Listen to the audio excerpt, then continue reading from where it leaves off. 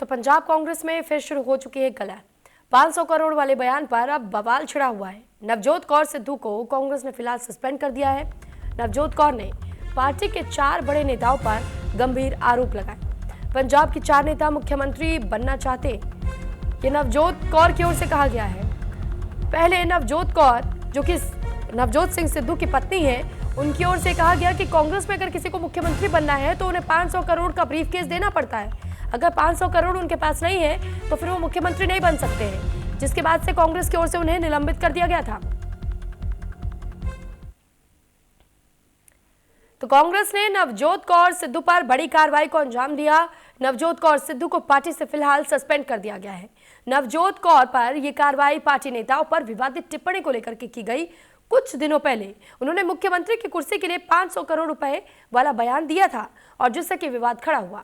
हालांकि बयान पर विवाद बढ़ने के बाद से नवजोत कौर ने सफाई देते हुए कहा था कि उनके बयान को तोड़ मरोड़ कर पेश किया गया। और इसी को लेकर के हमारे संवाददाता ने कांग्रेस सांसद गुरजीत सिंह औजाला से खास बातचीत की। आइए आपको सुनाते हैं।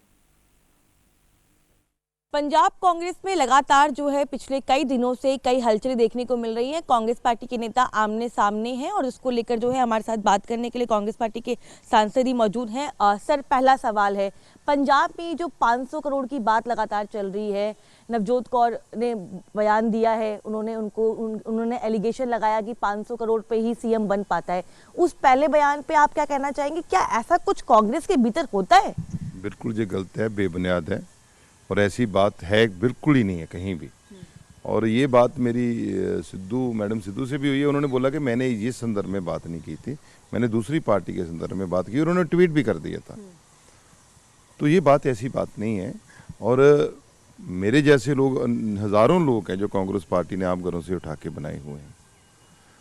और ये देखिए कि लंबी पिसात है कांग्रेस पार्टी की।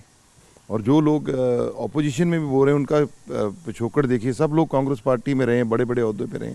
कई बार होता है कि कई बार बात किसी संदर्भ में कहते हैं, लेकिन मीडिया का युग है कि उसको पलट दिया जाता है। लेकिन जो कल दोबारा वो हुआ है उससे मतलब शौक लगा है इस बात का कि ये नहीं होना चाहिए था। सर, लेकिन आपकी पार्टी के जो वहाँ पे प्रदेश अध्यक्ष राजा वड़िंग, उन्होंने उनको पार्टी से निकाल दिया। कल उन्होंने भी एक पोस्ट डाला, उन्होंने कहा कि राजा वड़िंग सबसे ज़्यादा करप्ट नेता हैं और पंजाब के कांग्रेस के तमाम ऐसे नेता जो करप्ट हैं और वो क्या पार्टी से निकालेंगे, वो खुद पार्टी छोड़ रही है। इस तरह की जो बयानबाजी कांग्रेस के भीतर हो रही है, आपको नहीं लगता इससे पार्टी को नुकसान है और आपके बीच में ही आप एक विवाद है? देखिए, व्यक्तिगत तौर पर आदमी किसी के लिए क्या कहता है व्यक्तिगत राय हो सकती है। देखिए क्या ठीक है उनके मन में। मैं क्योंकि 1 साल पहले उनके पास गया था क्योंकि कॉन्स्टिट्यूंसी खाली थी, वो थे नहीं वहाँ, कि मैंने पूछा था कि इलेक्शन आपने लड़नी है या नहीं लड़नी, नहीं लड़नी तो कोई और इसका प्रचार करे।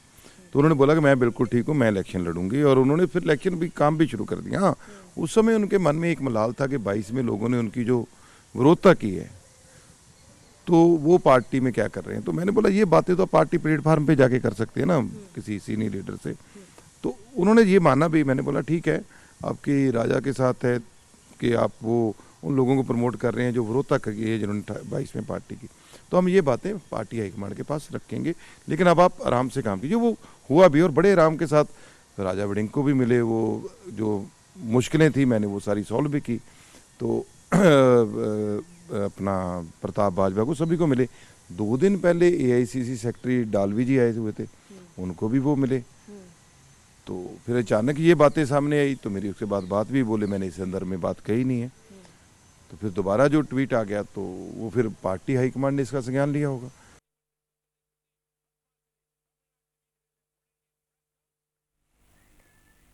और इसी के साथ फिलहाल इस बुलेटिन में इतना ही। नमस्कार।